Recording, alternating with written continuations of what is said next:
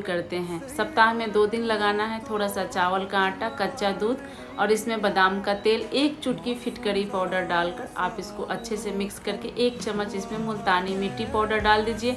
गर्मी से हमारे चेहरे पे जो पिंपल्स दाने आते हैं उसके लिए मुल्तानी मिट्टी बेस्ट होता है। अच्छे से इसका घोल बनाकर थोड़ा पतला घोल बनाइएगा, ज़्यादा मोटा नहीं, बिकॉज चावल का आटा फूलता है। उसके बाद अपने चेहरे पे अच्छे से हमको लगा लेनी है, नीचे से ऊपर की तरफ लगाएं और उसके बाद 5 मिनट अच्छे से अपने चेहरे को मसाज दें। चावल का आटा है, अच्छे से मसाज देंगे तो सारी गंदगी आपके चेहरे की निकल जाएगी, सारे पोर्सेस खुल जाएंगे। उसके बाद आप इस पर फिर वही फेस पैक एक बार लगाकर मोटा लेयर 15 मिनट तक सूखने के लिए छोड़ दें। अपने हाथों में, गर्दन में लगा लें। सूखने के बाद आप ठंडे पानी से धो लीजिए। देखिए कैसा कॉम्प्लीमेंट मिलता है आपको, कितना अच्छा चेहरा निखार आता है।